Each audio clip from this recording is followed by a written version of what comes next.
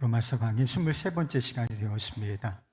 우리가 계속 성령께서 우리 안에 오셔서 어떤 일을 행하시는지에 관해서 살펴보고 있습니다. 성령의 인도하심을 받은 사람들은 하나님의 아들이 된다. 입양되어서 하나님의 아들이 된다라고 하는 것을 살펴보았습니다. 하나님의 자녀에게는 놀라운 특권과 축복이 주어지는데 크게 보아서 두 가지라고 했습니다. 하나님을 아빠, 내 아버지라 부르면서 하나님 아버지와 친밀한 관계 속에 거하게 된다는 것이고요. 두 번째는 하나님의 상속자가 된다는 것입니다. 그런데 하나님의 상속자가 된 사람들은 좀 불편한 진실이지만 그리스도와 함께 영광을 받기 위해서 고난도 함께 받아야 할 것이다 라고 말씀을 드렸어요. 우리의 삶에 고난과 고통이 있는 것은 분명하지 않습니까? 그런데 도대체 예수를 믿는 우리에게 이 고난, 고통, 왜 이것이 주어지는 것일까? 그리고 이 고난의 때에 우리는 어떻게 반응할 것이고 이때를 살아낼 것인가? 본문 말씀이 우리에게 말씀해 주고자 하는 것입니다. 먼저 하나님의 자녀들에게도 이 고난이라고 하는 것은 불가피한 면이 있다는 것입니다. 그래서 사도 바울은 이 피조물들이 겪고 있는 일들을 통해서 이 일을 우리에게 말씀해 주고 있습니다. 22절 말씀이에요. 피조물이 다 이제까지 함께 탄식하며 함께 고통을 겪고 있는 것을 우리가 아느니라. 지금 자연세계를 한번 보십시오. 이 우주를 한번 보세요. 이 자연세계는 아주 광대하고 그럼에도 아주 섬세하고 아름답습니다. 그러나 우리가 이 자연세계에서 잘 보지 못하는 면이 있는데 이 자연이 지금 고통을 당하고 탄식하고 있다는 것입니다. 하나님이 처음 창조하신 자연세계는 선하고 아름다웠어요. 생명으로 충만하고 이 온전한 영광을 가지고 있었다는 것입니다. 그러나 이것을 대표하는 피조물이 있죠. 바로 인간입니다. 하나님의 형상으로 창조받았고 그리고 세상에 있는 모든 자연 만물들을 정복하라, 다스리라고 하는 명령을 받았던 우리가 죄를 짓고 타락함으로 말미암아 이 타락의 영향이 이 피조물들에게까지 미쳤다. 고통과 저주가 임하였다라고 하는 것입니다. 20절과 21절 말씀에 보면 피조물들이 허무한데 굴복하고 있으며 썩어짐에 종노릇하고 있다. 이런 말씀이 나오는 것을 보게 됩니다. 본래 피조물들, 하나님의 영광으로 창조된 피조물들인데 이 피조물 본래의 영광을 잃어버렸을 뿐만 아니라 낡아지고 썩어가고 있으며 죽어가고 있다라고 하는 말씀인 것입니다. 지금 자연세계를 보면 생명과 에너지로 충만한 것처럼 보입니다. 태양을 보십시오. 엄청난 에너지를 뿜어내고 있지 않습니까? 엄청난 빛 에너지, 열 에너지, 그리고 우리가 보지 못하는 그런 에너지들까지 쫙 뿜어내고 있는 모습을 보게 된다는 것입니다. 태양이 쉬지 않고 뿜어내는 빛과 열 에너지, 이런 것이 얼마나 대단합니까? 지금 여름이지요. 더욱 그런데 이 나무와 이 풀들, 이런 것이 푸른 생명을 얼마나 자랑하고 있습니까? 그러나 진실은 이 모든 것들이 낡아지고 썩고 죽어가고 있다는 사실인 것입니다. 봄이 되면 겨울에 움츠러들었다가 다시 봄이 되면 거기에서 푸른 싹이 돋고 또 잎이 돋아요. 그리고 꽃을 피워내고 시간이 지나면서 열매를 맺고 이런 과정이 반복되지 않습니까? 그래서 생명력이 대단하다 이런 생각을 할 때가 있어요. 그러나 조금 더 긴 과정, 긴 안목으로 보면 이렇게 매번 봄이 되면 생명 잎을 피우고 꽃을 피우는 이 나무 또는 풀들도 죽어가고 있다는 것입니다. 몇백 년 됐다라고 하는 나무가 있는 것이 사실이지만 다 그 안에 수명이 정말 애쓰면서 생명을 다시 피워내고 생명을 다시 피워내고 하다가 결국 쓰러져 죽게 된다는 것입니다. 매일 아침이면 어김없이 태양이 떠오르지요. 그래서 빛을 비추고 우리가 그 빛으로 또 거기서 뿜어나는 에너지로 말미암아 자연 만물들이 살아가고 있는 것입니다. 그러나 이 엄청난 에너지를 뿜고 있는 태양도 영원하지를 않다는 것입니다. 태양도 점차 식어가고 있고 수명이 다하는 날이 오고 있다라고 하는 것이 과학적 진실입니다. 아름답고 생명이 충만한 것처럼 보이는 자연을 잘 관찰해 보면 사실은 고통과 죽음이 넘친다라고 하는 것입니다. 세상의 모든 피조물들은 신음하고 고통하며 죽어가고 있습니다. 그렇기 때문에 우리가 타락한 세상 속에서 특별히 육신을 가지고 살아가고 있는 우리 역시 이 고난과 고통을 피할 수가 없다는 것입니다. 피곤함과 그리고 질병과 노화 그리고 죽음을 피할 수 있는 사람이 누가 있어요? 조금 차이가 있긴 하지만 근본적인 차이는 없는 것입니다. 피곤하지 않은 사람이 여기 누가 있어요? 저만 피곤합니까? 제가 좀 피곤하죠. 피곤해 보일 때가 있으실 거예요. 그러나 여러분도 그렇잖아요. 매일 우리의 생명이 유지되고 있지만 피곤하고 또 우리에게 알지 못하는 또는 알려진 질병이 찾아오고 늙고 그리고 결국은 다 죽게 되는 것 아니겠습니까? 우리가 경험하는 결핍과 소외와 깨어짐, 무너짐 이런 모든 고난들이 사실은 죽음으로 향하는 과정 속에서 다 겪게 되는 고통들이라고 하는 것입니다. 거기에 더해서 우리가 예수 그리스도를 믿잖아요. 하나님의 자녀들에게만 허용되는 고난이 더해지기도 한다는 것입니다. 특별한 고난이 있는 것입니다. 그리스도를 닮는 과정 속에서 수반되는 내적인 갈등과 고통. 그래서 사도 바울이 7장에서 보면 육신에 있는 죄를 인식하고 오호라 나는 곤고한 사람이로다. 이 사망의 몸에서 누가 나를 건져내라. 이렇게 탄식하지 않았습니까? 이런 내적인 갈등과 고통이 있을 뿐만 아니라 믿음을 포기하지 아니하고 믿음을 가지고 살아가려고 할 때에 세상으로부터 오는 박해 같은 고난이 주어진다는 것입니다. 그래서 디모데후서 3장 12절 말씀에 보면 이런 말씀이 있어요. 무릇 그리스도 예수 안에서 경건하게 살고자 하는 자는 박해를 받으리라. 그리스도인들도 타락한 세상에서 살고 있는 한 고난과 탄식을 피할 수가 없습니다. 그래서 하나님의 자녀답게 그리스도인답게 살아가려고 할 때 고난은 피할 수가 없는 것이다 라고 하는 것입니다.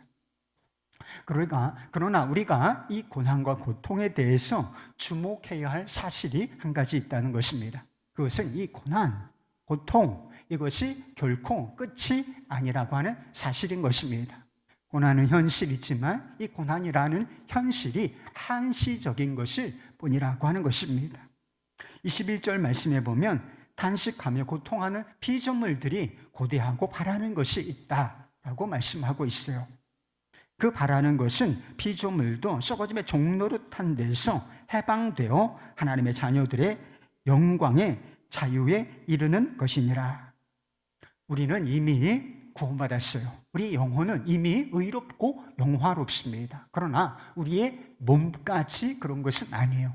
우리의 몸은 아직 육신 속에 죄된 본성이 남아있다고 하는 것입니다. 그러나 결국 몸까지 죄로부터 완전히 구속받고 깨끗하여지는, 거룩하여지는 순간이 올 것이다 라고 하는 것입니다. 타락한 육신과 연약한 몸, 여러분 운동을 많이 해서 건강하신 분들이 있으실 거예요. 그러나 다 그런 건 아니에요. 진짜 그런 건 아니에요. 우리의 몸은 연약한 것입니다. 노화, 질병, 피곤함, 또 어떤 문제들 이런 것에 아주 취약한 몸인데 이런 것으로부터, 이런 육신으로부터 완전히 벗어날 때 그리고 모든 영역에서 온전히 우리 주님이신 그리스도를 닮을 때가 온다는 것입니다. 그리스도께서 다시 오시마 약속하셨는데 예수님께서 다시 오신다 하는 그 약속이 성취되는 날 이와 같은 일이 일어날 것이다 라고 하는 것입니다.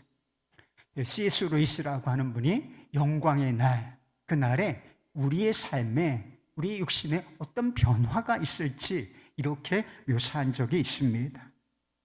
하나님은 아무리 연약하고 더러운 인간이라도 남신과 여신으로 지금으로서는 도무지 상상할 수 없을 만큼 힘과 기쁨과 지혜와 사랑으로 약동하는 눈부시게 빛나는 불멸의 존재로 그분 자신의 다함없는 능력과 즐거움과 선함을 완벽하게 반사하는 티 없이 맑은 거울로 만드실 것입니다. 그 과정은 길며 부분적으로 아주 고통스러운 것이겠지만 거기에 도달하는 것이야말로 우리가 존재하는 목적입니다. 그 이하는 없습니다. 그의 말씀 그대로입니다. 우리가 남신과 여신으로 변화될 것이라는 것. 그래서 아주 눈부시게 영광스럽고 아름다운 모습으로 변화될 것이다. 그렇게 이야기하고 있는 것이죠. 하나님의 자녀들이 이렇게 영화롭게 될 때 썩어짐과 죽음의 종로를 타고 있는 피조 세계에도 놀라운 변화가 일어날 것입니다. 새롭고 그리고 강하고 그리고 아름답고 조화로운 세상, 더 이상 죽음에 눌리지 않는 이 세상으로 거듭나게 될 것이다. 그래서 요한계시록에서는 이 세상, 이 나라를 무엇이라고 부르고 있느냐 하면 새 하늘과 새 땅이라. 그래서 지금 이 우주가 완전히 불에 녹아지고 죽는 것이 아니라 새롭게 거듭나고 영원한 영광과 생명을 가진 피조물들로 다시 옷을 갈아입게 될 것이다 라고 하는 것입니다. 비유적이긴 하지만 이사야서에도 이런 세상에 대한 묘사가 나온다는 것입니다. 이사야 6장 65장 25절 말씀에 이런 말씀이 있어요. 이리와 어린 양이 함께 먹을 것이며 사자가 소처럼 짚을 먹을 것이며 뱀은 흙을 양식으로 삼을 것이니 나의 성산에서는 해함도 없겠고 상함도 없으리라. 여호와께서 말씀하시리라. 왜 피조물들이 하나님의 자녀들이 영광의 자유에 이르는 이때를 고대하고 기다리겠습니까? 그때 우리가 영혼뿐만 아니라 육신까지 모든 영역에서 완전히 영화롭게 될 때 이 자연세계도 옷을 갈아입고 영화롭게 될 것이기 때문에 고통에서 죽음에서 썩어짐에서 벗어나서 영광스러운 모습을 회복할 것이기 때문에 이 피조 세계도 그것을 기다린다라고 하는 것입니다. 여러분은 이와 같은 영광의 날이 올 것을 믿으십니까? 눈물도 없고 고통도 없으며 다시 죽는 것도 없는 이 세상, 이 새로운 나라가 올 것을 믿으십니까? 우리가 이 영광스러운 나라를 유업으로 상속받을 것이다 라고 하는 사실을 어떻게 알 수 있겠습니까? 우리 안에 보증으로 오신 분이 계신데 그분이 바로 성령이시라고 하는 것입니다. 그래서 우리가 예수를 믿을 때에 성령이 오셔서 내주하시면서 우리의 삶을 인도하신다. 이게 엄청나게 중요한 문제라는 것입니다. 우리 홀로 내버려 두시지 아니하며 성령께서 우리 안에 함께 계신다. 이게 너무나 우리 하나님의 자녀들에게는 중요한 사실이 된다는 것입니다. 그래서 23절 말씀에 보면 성령의 처음 익은 열매라고 하는 말씀이 나와요. 우리가 성령의 처음 익은 열매를 받았다. 이런 말씀이 나온다는 것입니다. 성령의 처음 익은 열매가 무엇이냐? 예수를 믿으면 성령이 우리 안에 오셔서 죄로 말미암아 죽었던 우리의 영혼을 살리신다는 것입니다. 중생, 거듭남이라고 하는 것이지요. 뿐만 아니라 우리를 하나님의 양자로 입양시켜 주심으로 말미암아 우리가 하나님을 아빠, 아버지라 부르짖게 된다는 것입니다. 이것이 성령의 처음 익은 열매인 것입니다. 그런데요, 첫 열매가 있으면 나중 열매도 있고 처음 익은 열매가 있으면 나중에 온전히 익은 열매도 있는 것이 아니겠습니까? 그것이 완전히 나중에 최종적인 열매, 우리가 받을 최종적인 성령의 열매, 그것이 죄된 몸의 속량, 다르게 말하면 부활의 영광인 것입니다. 타락한 세상에서 육신을 가지고 살아가는 한 고난은 피할 수 없는 것입니다. 그리스도를 닮아가는 과정 속에서 역시 고난은 피할 수 없는 면이 있다는 것입니다. 그러나 하나님의 자녀들에게 그 고난은 끝이 아니라 새로운 생명으로, 영원한 영광의 생명으로 태어나는 해산의 과정이라는 것입니다. 고통이 있는 것이 사실이지만 그 고통은 무의미한 것이 아니라 해산의 고통, 새로운 생명을 낳는 고통이라는 것입니다. 그렇다면 지금 우리에게 요구되는 것은 무엇이겠습니까? 어떻게 이 고난이라고 하는 광야를 지나야 하겠는가 말인 것입니다. 꽃길만 걸으세요. 이런 말이 있지만 이런 꽃길만 걸으세요. 들으면 기분이 좋죠. 그러나 우리가 걸어야 할 삶의 여정, 신앙의 여정은 결코 꽃길이 아니라는 것입니다. 속으면 안 돼요. 우리가 걸어야 할 삶의 여정은 광야인 것입니다. 고난과 고통이 섞여 있는 그런 삶의 여정인데 그때를 어떻게 지나야 하는가? 그때를 지나가는 방법을 알려주셨는데 딱 두 단어로 요약이 되어 있어요.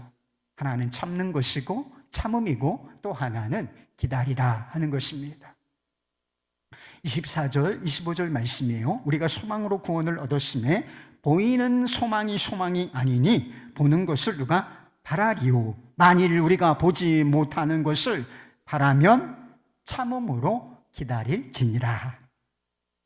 세상에서도 인내라고 하는 개념이 있어요. 그런 속담이 있는 거 아시죠? 참을인 셋이면 참고 또 참고 또 참으면 무엇도 면할 수 있다.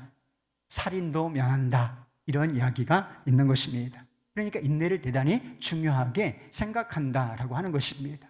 그러나 세상에서 말하는 인내와 성경에서 말하는 인내는 결이 좀 다른 것입니다. 우리 예수 믿는 사람들, 하나님의 자녀들의 인내, 그냥 무조건 참는 게 아니고 그리고 이를 악물고 버텨. 세상에서는 그런 개념도 있지 않습니까? 그러나 이를 악물고 버티는 인내가 결코 아니라는 것입니다.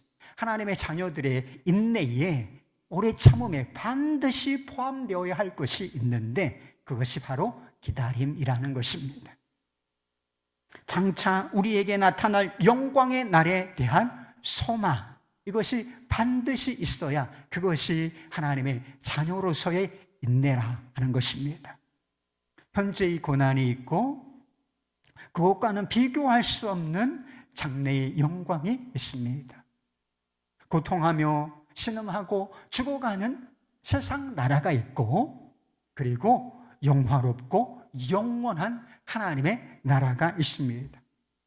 시간의 문제일 뿐 우리 하나님의 자녀들에게는 이 두 가지가 다 현실인 것입니다. 현재의 고난도 현실이고 장래의 엄청난 영광, 비교할 수 없는 이 영광도 사실이고 세상 죽어가고 고통하며 신음하는 이 세상 나라도 현실이고 그리고 이 모든 것들로부터 완벽하게 구별되어진 새로운 생명의 나라, 영광의 나라도 현실이라 하는 것입니다. 중요한 것은 우리가 무엇을 바라볼 것인가, 선택이 필요하다는 것입니다. 우리가 무엇을 주목하고 바라보며 살아갈 것인가, 이게 문제로다 하는 것입니다. 우리가 고난이라고 하는 현실을 바라보는 것은, 세상이라고 하는 현실을 바라보는 것은 어렵지가 않아요. 그럼 그게 어렵습니까? 세상을 바라보고 사는 게 어려워요? 자동적으로 되는 일인 것입니다. 세상 속에서 우리가 어렵고 힘든 일을 만날 때 고난을 주목하고 집중하는 게 어렵습니까? 그거 묵상하는 게 어려워요? 자동적으로 되는 일이에요. 가르쳐주지 않아도, 시키지 않아도 그 일은 자동적으로 된다. 왜? 그것은 눈에 보이는 것이기 때문이라는 것입니다. 그러나 우리가 하나님의 자녀라면 현재의 고난에서 눈을 들어서 보이지 않는 것, 미래에 다가올 영광, 이 영광을 주목하고 바라볼 줄 알아야 한다는 것입니다. 그것을 한마디로 말하면 소망이라는 것입니다. 소망을 가지고 살아야 한다는 것이죠. 본문 말씀을 기록한 사도 바울은 삶의 여정 속에서 많은 고난을 겪은 사람이었습니다. 육신을 가지고 있는 사람이 겪는 이 불가피한 고난을 그도 당했다는 것입니다. 그가 고쳐지지 않는 육체의 가시를 가지고 살았다고 했어요. 육체의 가시, 여러분 가시라는 표현을 한번 생각해 보세요. 가시가 얼마나 고통스러워요. 그러니까 고쳐지지 않는 육체의 질병을 안고 살아가야 했다는 것입니다. 뿐만 아니라 복음을 전하면서 이방인을 위한 사도로서 복음을 쉼없이 전하면서 얼마나 많은 고난과 박해를 겪었는지 모른다는 것입니다. 8장 후반부에 보면 우리 그리스도인들이 겪게 될 수 있는 고난을 몇 가지 단어로 열거하고 있는데 그것은 자신이 경험한 고난, 그래서 우리가 겪을 수 있는 고난이라고 하여서 대표적으로 열거하고 있는 그런 단어들인데 그 단어들을 보면 사도 바울이 얼마나 심각한 고난 가운데 있었는지 우리가 짐작해 볼 수 있다는 것입니다. 그러나 그는 고난 앞에서 절망하고 낙심하지 않았다는 것입니다. 죽어버릴까? 삶을 포기할까? 이런 식으로 결단코 생각하지 아니하고 고난 앞에서 인내할 뿐만 아니라 이것을 내가 넉넉히 이기노라고 고백했다는 것입니다. 그렇게 말로써 고백했을 뿐만 아니라 정말 그는 고난을 불사하고 고난을 이겨내는 삶을 살았다는 것입니다. 이유가 있어요. 도대체 이 고난에 낙심하지 아니하고 인내하며 이것을 넉넉히 이겨나갈 수 있는 힘이 도대체 어디서 온 것인가?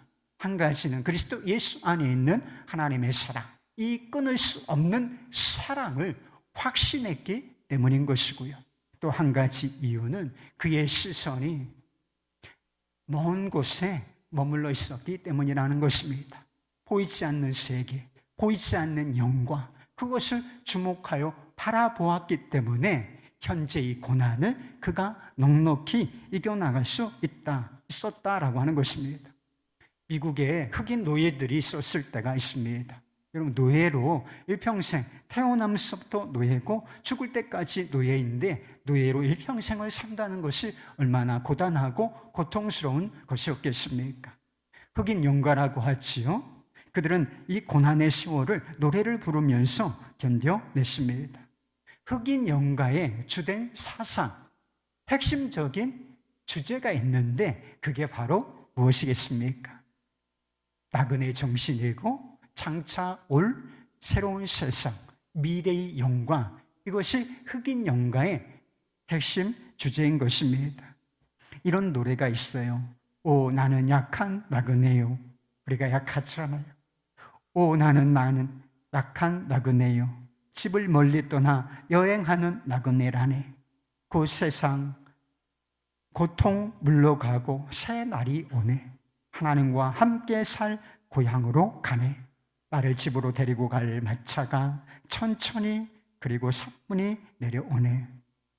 연구 결과에 의하면 미래의 영광에 대한 강력한 소망, 너무 힘들어. 그러나 그 미래에 대한 새로운 세상에 대한 강력한 이 소망이 현실의 고난을 견디고 삶에 대한 가치와 권리를 긍정할 수 있게 해주었다는 것입니다.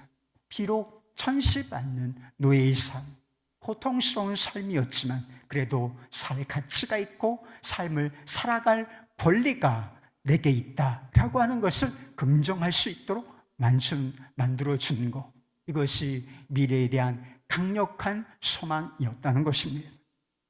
히브리서에 보면 우리가 바라보아야 할 신앙의 대상이신 예수님께서도 인내가 필요하셨다, 그럴 때가 있었다라고 말씀하고 있습니다. 히브리서 12장 2절 말씀, 믿음의 주요 또 온전하게 하시는 이인 예수를 바라보자. 그는 그 앞에 있는 기쁨을 위하여 십자가를 참으사 부끄러움을 개의치 아니하시더니 하나님 보좌 우편에 앉으셨느니라.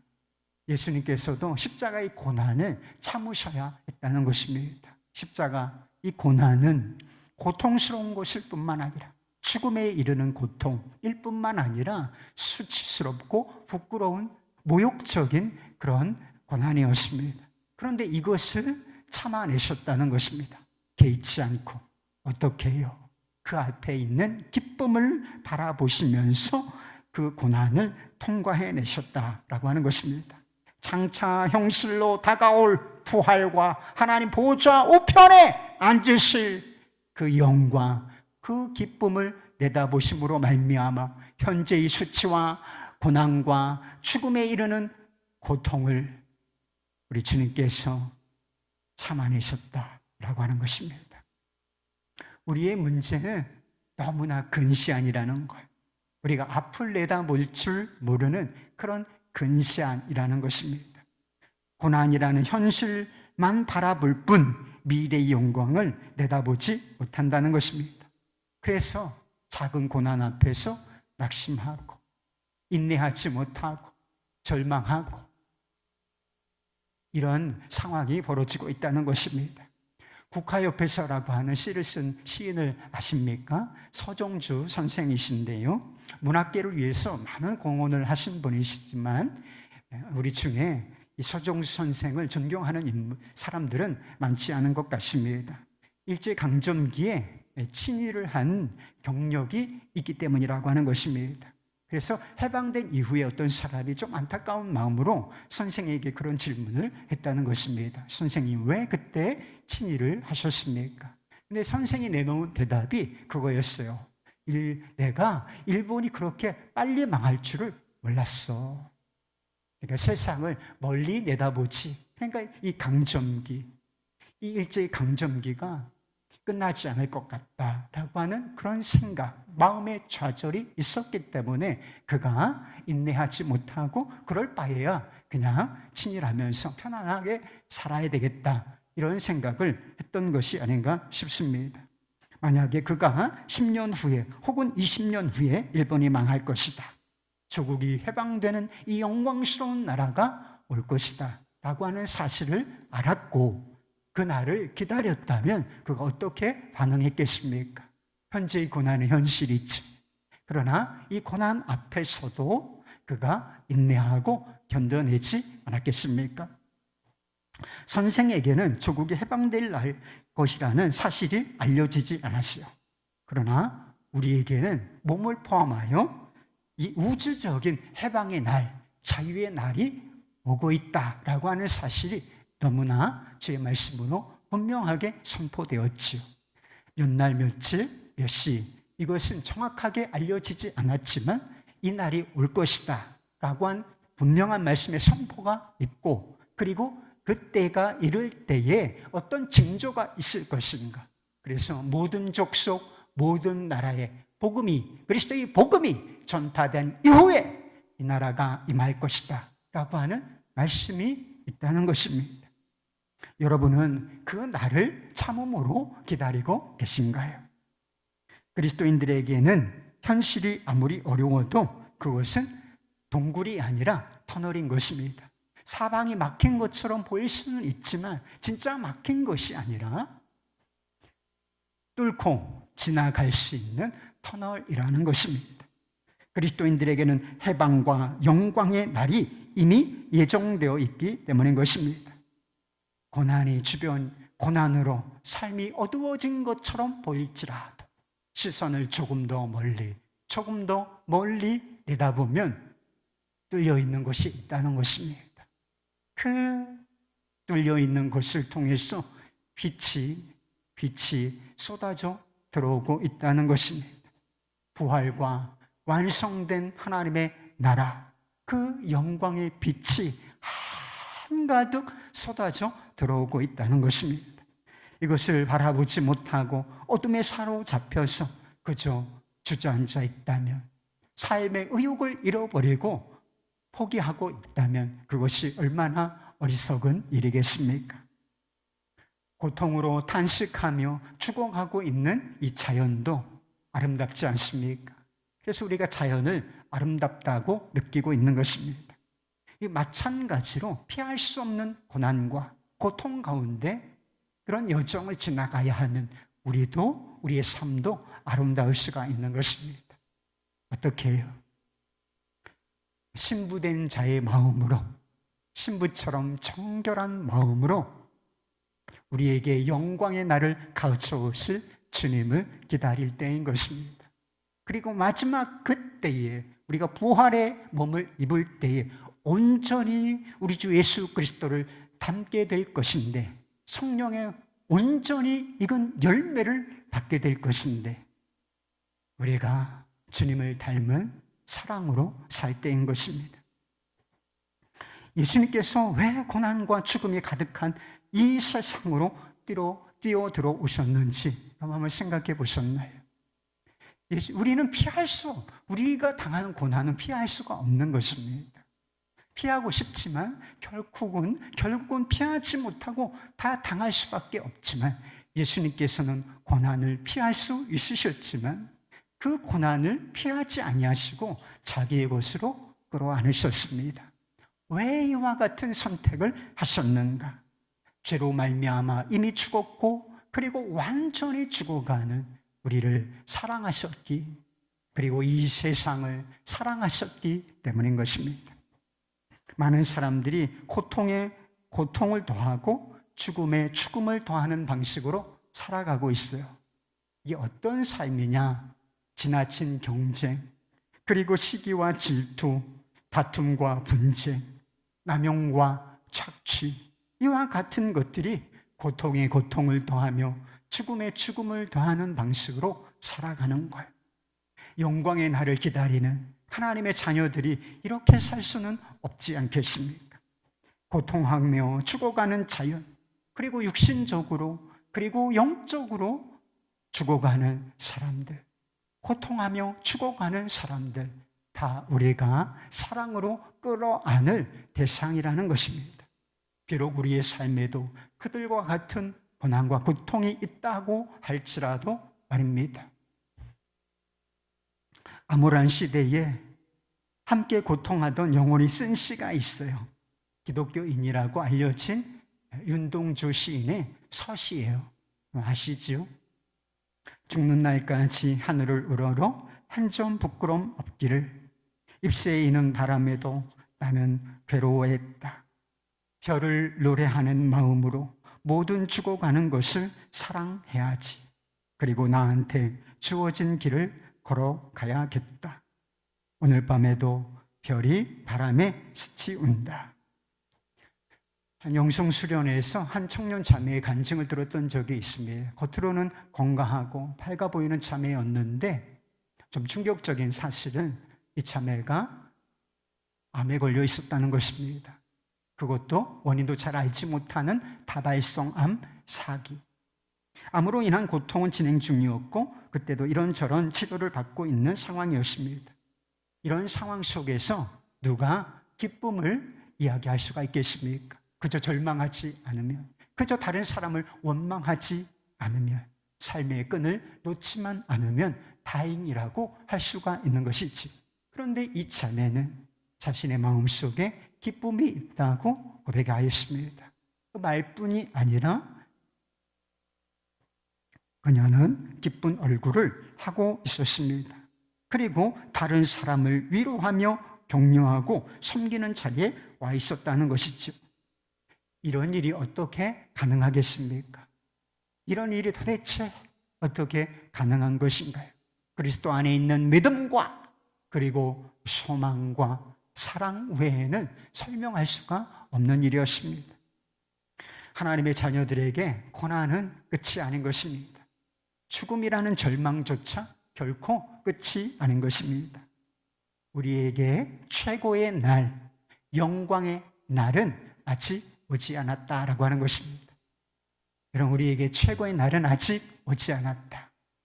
여러분은 어떻게 그 날을 맞이하시겠습니까? 그날까지 삶의 여정을 무엇으로 채워가시겠습니까? 그리스도 예수 안에 있는 확실한 믿음, 그리고 영광의 날에 대한 소망, 그리고 모든 고통하는 것들, 죽어가는 것들에 대한 사랑으로 그 삶의 여정을 채우실 수 있기를 우리 주 예수 그리스도의 이름으로 축원합니다.